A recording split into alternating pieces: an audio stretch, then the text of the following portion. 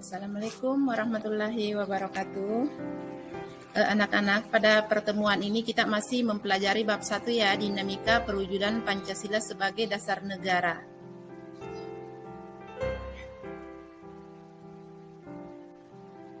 Nah, tujuan pembelajaran pada hari ini adalah mensyukuri perwujudan Pancasila sebagai dasar negara yang merupakan anugerah Tuhan Yang Maha Esa. Terus yang kedua, menunjukkan sikap bangga akan tanah air sebagai perwujudan nilai-nilai Pancasila sebagai dasar negara.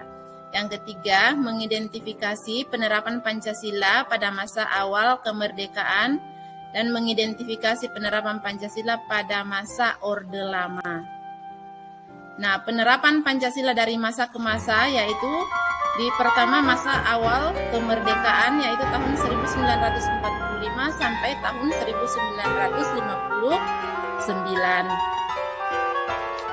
Terus yang kedua pada masa Orde Lama yaitu pada tahun 1959 sampai tahun 1966. Yang ketiga pada masa Orde Baru tahun 1966 sampai tahun 1998.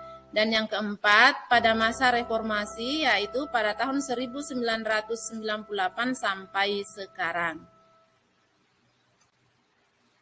Nah, terus pada masa awal kemerdekaan ini tahun 1945 sampai tahun 1950 Pancasila masih bertekad untuk menentukan nasib bangsa sendiri dan mempertahankan kemerdekaan. Tantangan penerapan Pancasila pada masa ini adalah mendapatkan banyak tantangan dari berbagai pihak seperti Belanda, bahkan dari masyarakat Indonesia sendiri. Ada yang ingin menggantikan Pancasila sebagai dasar negara. Nah, terdapatlah upaya pemberontakan NKRI pada awal kemerdekaan di sejumlah tempat, di antaranya pemberontakan PKI di Madiun, pemberontakan DI-TII di Jawa Barat dan Jawa Tengah. Ada pemberontakan APRA, pemberontakan Andi Asis, dan pemberontakan RMS. Nah, pada awal kemerdekaan ini, berdasarkan Undang-Undang Dasar Sementara tahun 1950, Presiden berfungsi sebagai kepala negara dan menjadi bagian dari pemerintah. Namun, tanggung jawab pemerintahan berada di tangan Perdana Menteri bersama para menterinya. Nah, penerapan Pancasila pada periode 1950-1959 cenderung diarahkan sebagai ideologi liberal. Hal ini ternyata tidak menjamin stabilitas pemerintahan. Nah, di masa ini terlaksana pemilihan umum pertama kalinya di Indonesia yaitu pada tanggal 29 September tahun 1955. Terpilihlah 272 wakil rakyat sebagai anggota DPR. Pemilu ini juga berhasil memilih anggota-anggota lembaga konstituante sejumlah 550 orang.